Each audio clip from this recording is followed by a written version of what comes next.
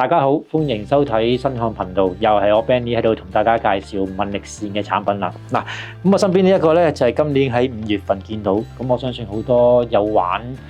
串流啦，又或者需要用到 LAN 線嘅發燒友都會追入啦。就係啱5月份嗰陣時喺呢個慕尼黑音響展見到問力線終於推出咗呢個 Cat 8.1嘅液態網路線啦。咁呢個 Cat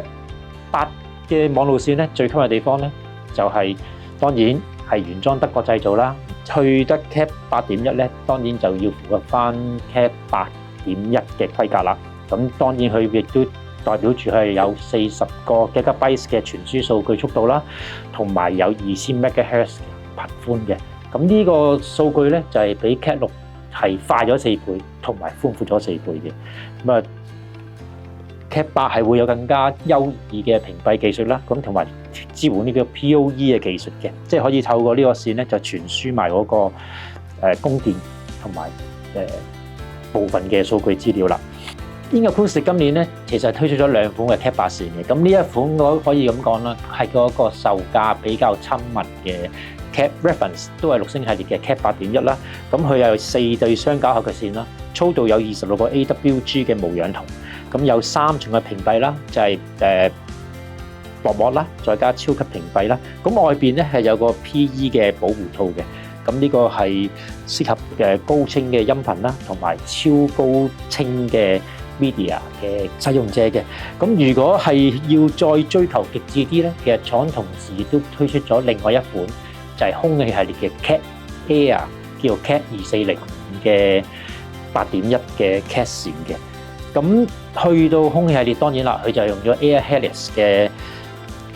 結構啦，同埋屏蔽嘅，咁就進一步將嗰個干擾同埋嗰個抖動係減到最低嘅。咁基本上 Cat 2405嘅 Air 嘅8.1咧都係4對嘅雙絞合線啦。咁啊用咗空氣絕緣啦，最大減低咗導體與導體之間嗰個電容量啦，同埋干擾嘅。咁就佢嗰個 RJ45咧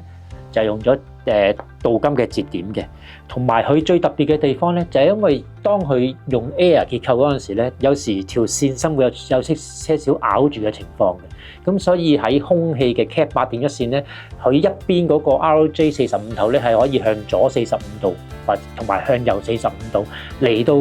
可以理順翻條線，令到嗰個信號嗰條線身唔會咬住。咁雖然呢一個係一個好細微嘅地方，但係工程師視覺佢對於傳輸嗰個出嚟翻嚟嗰個音響效果啊，或者嗰個畫面效果都係會有影響嘅。咁就如果你係需要 Cat 8.1嘅，咁我 Benny 就向你誠意推薦 Inacoustic 嘅一個 Cat 8嘅液態網路線啦。今日時間又差唔多啦，咁睇下次又喺度同大家介紹其他問力線嘅產品啦。拜拜。